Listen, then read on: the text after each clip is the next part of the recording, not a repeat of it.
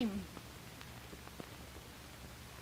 our forums, as you know, has been the same year after year. The world we want.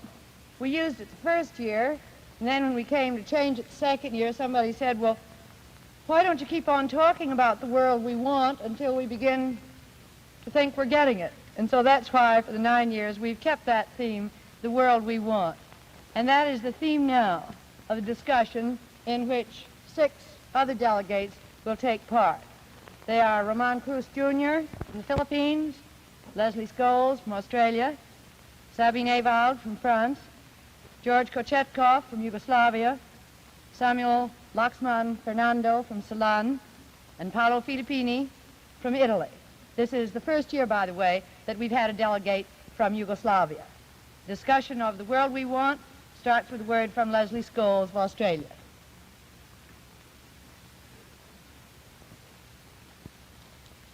You know, whenever this forum group gets together, we have new stories to tell each other about the questions Americans ask.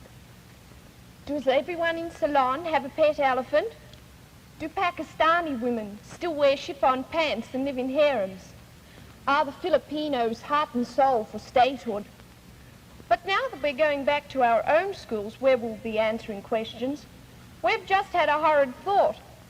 No one will believe us that all New Yorkers are not millionaires and that we haven't seen a single cowboy on the streets of Manhattan.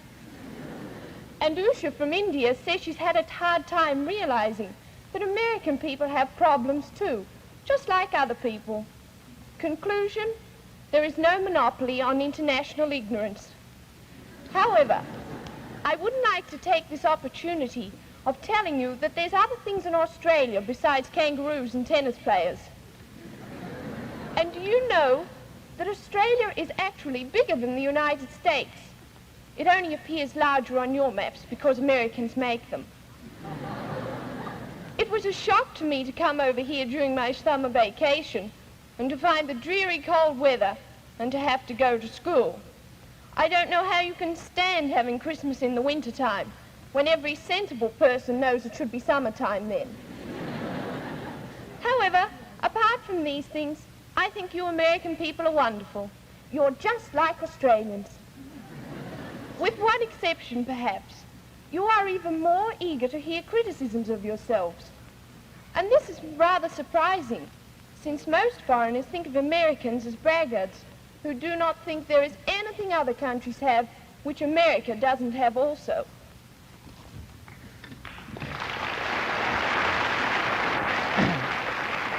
I can't agree with you, Leslie.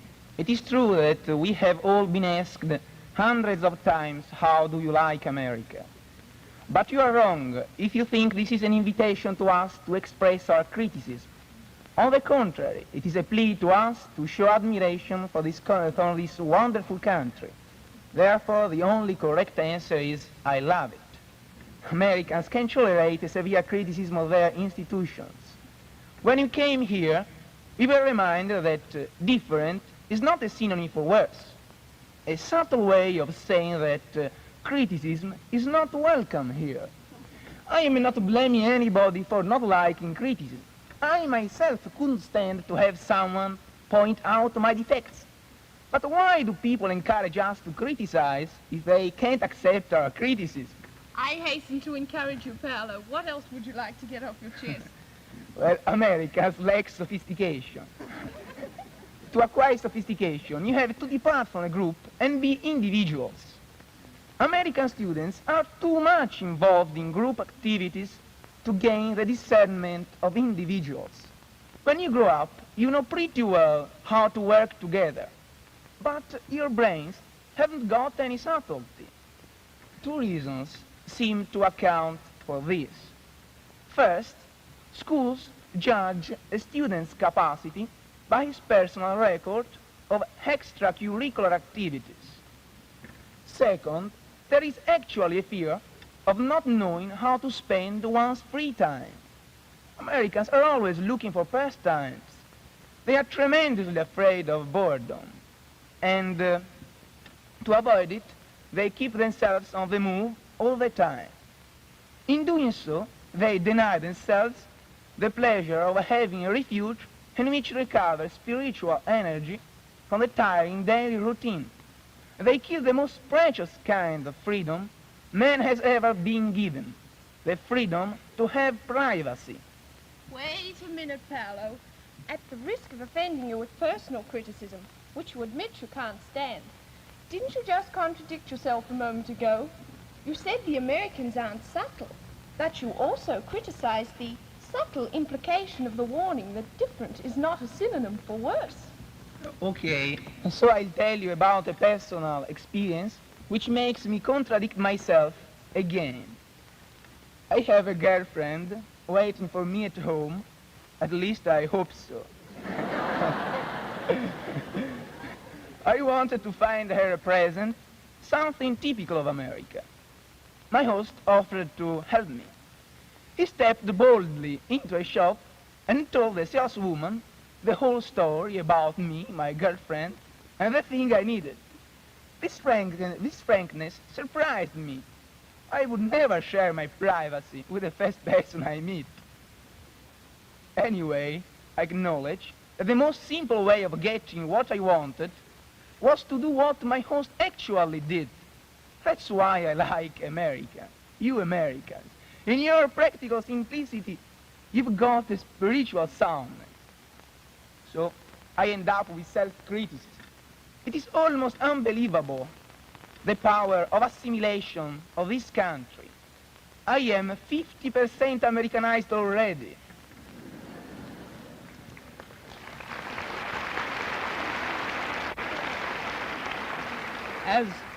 As we were saying before we were interrupted, Americans are very keen of hearing criticism about their country. There are many reasons, I think. Here, the search for a better life is never ending. The sum total of American energy seems to be concentrated on improving something, anything from other people's opinions of them to ever bigger cars. An American friend of mine once spoke disparagingly of British cars, which he called biscuit tins. He said that you don't get into a British car, but you put it on. You see, these big cars that you build create a big problem. I know of many people who own 2 or 3 cars, but still prefer to use the subway. I've got another example of how you improve things so much that you sometimes overdo it. You take so much of the food value out of bread to make it pure white that then you have to go back and make it protein enriched. Speaking of proteins, I got so scared once when I heard one of my American mothers preparing the menu. She was not planning to give us food at all, but chemicals. I heard her say, tonight we'll have 2 proteins, or 1 carbohydrate and some roughage. But I must say, it looked normal and tasted delicious. Leslie, I'd like to ask you a question. Australia, like America, is a new country, built out of a wilderness by immigrants. Do you have anything comparable to this something called Americanism? Australianism, perhaps? No, at least discussion of the Australian way of life isn't as evident as Americanism is here. Perhaps it's because most people came from the British Isles. Not the British Empire, as every Asian knows. Leslie, I want to ask you a question. Is it true that a few weeks ago, an Australian Airlines bus in Singapore carried the sign, "We cater for Europeans only"? Now that the European colonial power have either left Asia or been obliged to leave, I thought the idea of white supremacy had left too, hasn't it? Well, one evidence in the Philippines is that a degree from an American university carries greater prestige than a degree from a Philippine university. But Junior, I feel that there is something far more basic than that. The years of colonialism in our countries have created a sense of inferiority in us. We feel that our cultures have been neglected, and I feel that there is one vast reaction against it. We not only want to regain our past glories, but we also want to deal with the rest of the world on an equal basis. Now, in order to do this, however, we need assistance from foreign countries. The biggest problem today is how to attain this cooperation between East and West without any infringement on our newly acquired freedom. Is the failure of your rubber deal with the United States an illustration of what you mean, Sam? Oh yes, I think that is a very dramatic example. You see, we had been selling rubber to the United States. Suddenly, when the Korean War ended, the United States stopped buying our rubber. We sell our rubber in order to buy our rice so that we may not starve. We usually get our rice from Burma, but the rice crop in Burma failed that year. England appealed to Thailand on our behalf, but they were holding their rice supplies for a rise in price. But unfortunately, their stocks rotted in their storehouses. Our last hope was the United States, but we could not buy your rice at your price unless you bought our rubber at our price. But you refused, and what happened? You know, when people are hungry, they have to eat. So we formed a trade pact with Red China, and immediately the United States stopped economic aid to Ceylon. And in 1953, Ceylon became Red China's most important free world trade partner. Well, but of course, one law enforced at that time.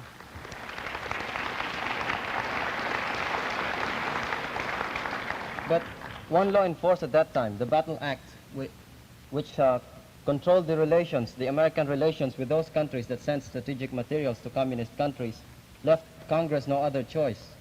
But can't you just see the headlines? These Asians must be communists since they trade with Red China. Yes, but Junior, this attitude must change, must necessarily change. Immediately after the war, the Asian countries were almost begging for American economic assistance.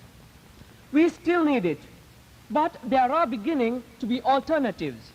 The mutual assistance idea, so successfully developed by the Colombo Plan, is just one example. Here, the member nations do not suspect each other's motives. As a citizen of a country that is directly involved in this plan, I can speak for the steady progress we are making. The case of the steel mill that Russia is building in India suggests yet another alternative. Instead of standing hat in hand, begging from the United States as our only hope, we may find the communists and the Americans trying to compete with each other to give us aid. But Sam, are you depending only on the aid that others give you? Oh no, far from it. I feel that only 10% of our problems could be solved by this foreign economic aid. The Asians themselves must bear the greatest burden. Self-help is the best help, we say. We must awaken to our responsibilities, and instead of decrying Western imperialism, we ourselves must do something tangible to improve our lot. Of course, we need foreign aid. You can help us in this way. Instead of doling out dollars, you can help us by training our people in highly scientific fields, in fields such as technology and mineralogy. You can buy our produce. You can invest in our natural resources, and most of all, ensure a safe market for us. I feel that peoples of Asia, if they are to improve their lot, must realize their responsibilities as citizens of their respective countries. By patriotism, I mean we must be patriotic in our countries.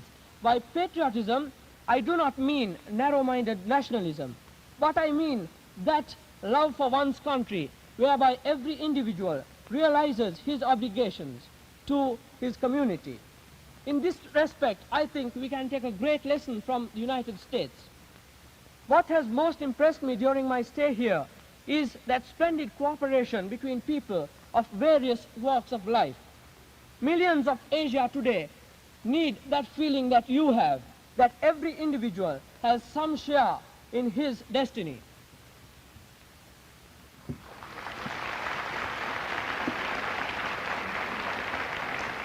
Well, Sam, I think you made a very good point. In Manila, we had a a drive which we called Operation Brotherhood. And in it, we solicited clothes and food and soap, towels for the refugees in Vietnam. And also we sent a corps of doctors and nurses to Vietnam. I think that this is a very dramatic example now of Haitians helping Asians. And anyone born in Asia knows that not all solutions are black and white. Asia is far more complicated than Europe, with far more races, religions, languages, and cultures. In my country alone, which is smaller than the British Isles, we have 7,000 islands, 87 dialects, and as to culture, we have Negrito, Indonesian, Malayan, Chinese, Spanish, and later American. But in spite of all these complexities and differences, there is one thing that all Asians feel in common today. We have all been exploited by the white man, and we are united in our effort to keep ourselves free of him and to improve our own things by our own selves. And in my opinion, this is the sole purpose of the Bandung Conference. I hope this Asian conference will be more successful than the movement for unification of Western Europe. I'm European and of course I would like to see a strong and progressive Europe, but united as a whole. I'm against the unification of only one part, Europe, because this would mean the division of Europe into blocks, and this would make the Cold War worse. I don't agree with you, George. I think a way to prevent a third world war is for Western Europe to unite and be so strong that there will be no chance for single countries to be picked off one by one.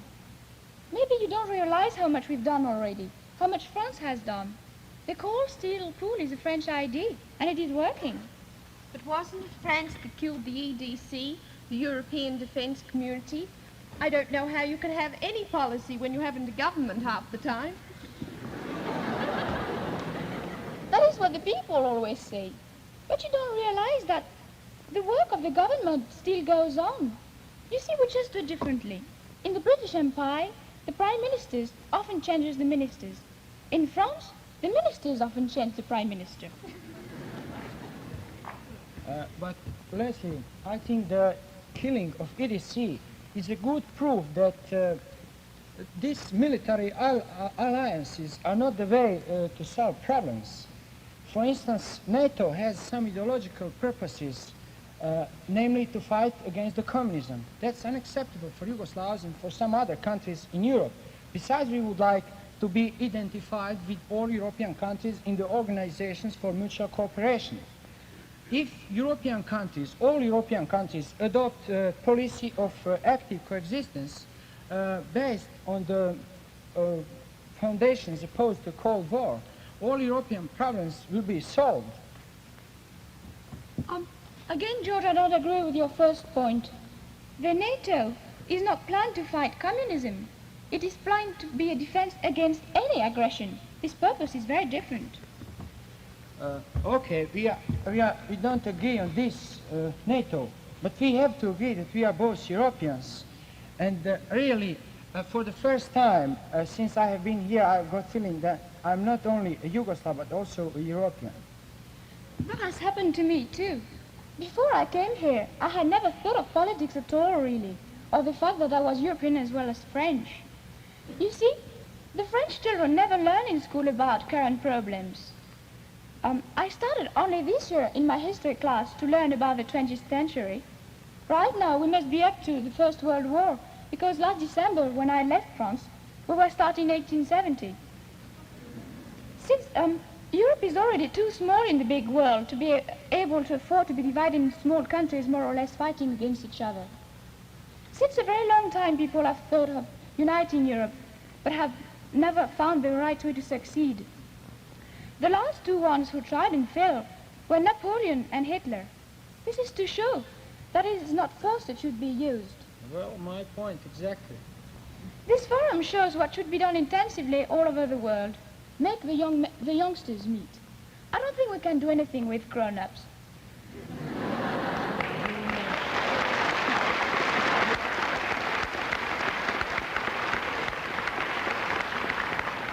Grown-ups in France and Germany still fear each other.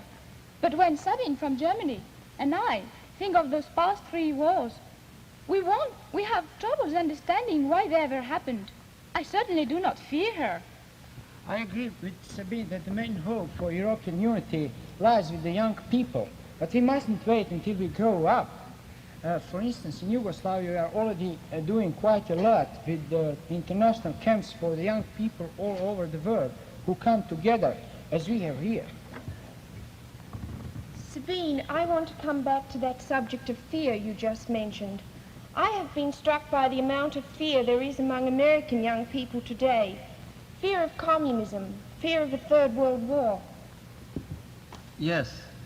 Before I came here, I thought that the United States would be the safest place to be during a war. After all, war has never come here. So, naturally, I thought Americans to be less disturbed by the idea of war than Asians are. But the contrary seems to be true. It seems to me that Americans are the most pessimistic people in the world today. I was frankly horrified by the number of air raid signs in public buildings and the air raid drills in your schools and the air raids and the signs on the side of the road saying this road will be closed to civilian traffic in the event of an enemy attack. I can understand. I know that we should be prepared in a case of a new war. But when we talk about war every day, people are getting too afraid. And also when you think about war, you don't think enough about the alternatives to war.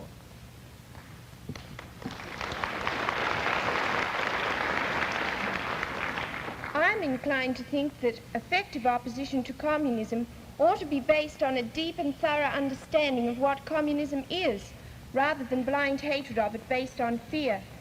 In one of the schools I visited, the teacher told me she had to teach everything mentioning communism in terms of black and white. Otherwise, someone in the community might say she was a communist.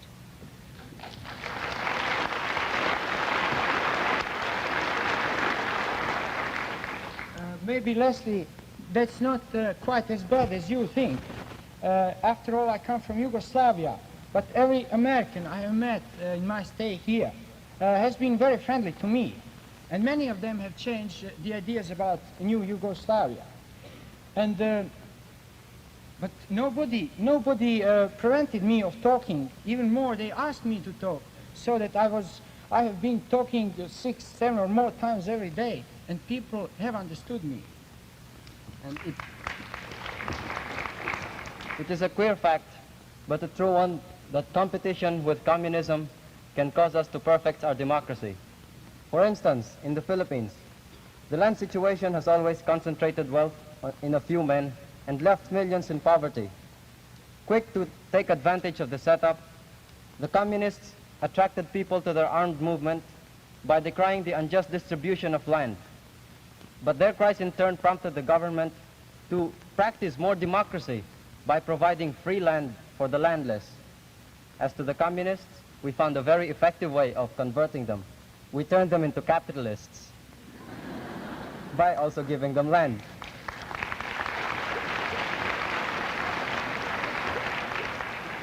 In the world, the same thing is happening. The communists have brought about a great awakening. An awakening to the fact that democracy is not functioning as it should be. The communists, in trying to win more allies in Asia, have attacked Western imperialism, and in this way helped Asians realize their lack of sovereignty, which was in reality a lack of democracy. Now Asians are responding to the communist herald, not by joining the communists themselves, but by crying for more freedom, more self-government, more democracy. Now Asians are more democracy-minded, and help is coming to Asia from the free world, no longer as charity to poor relations, but because free men know that they must extend their area of freedom, among other reasons, to keep their own.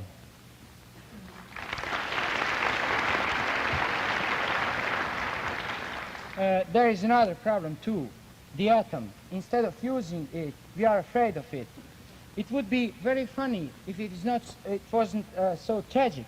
You are spending a lot of money to get something what will destroy us in any case if we use it. If we really want peace, our policy has to be based on foundations opposed to Cold War. Here comes active coexistence. This demands cooperation with all countries, regardless of differences in political structure and social order.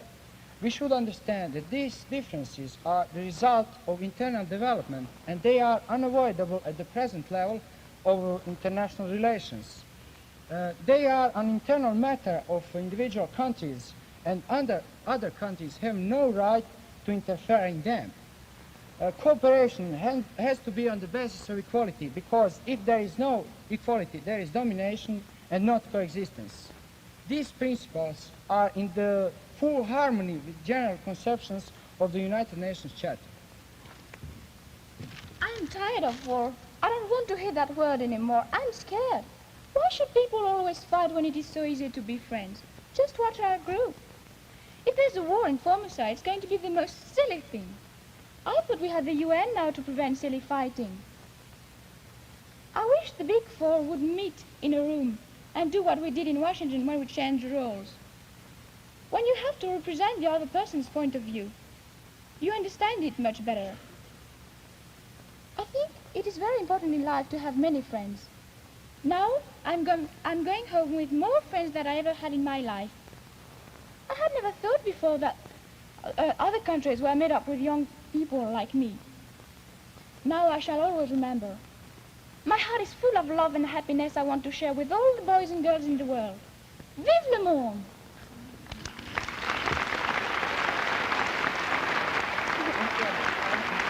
Long live the world. Vive le monde, Sabine. We all agree with you.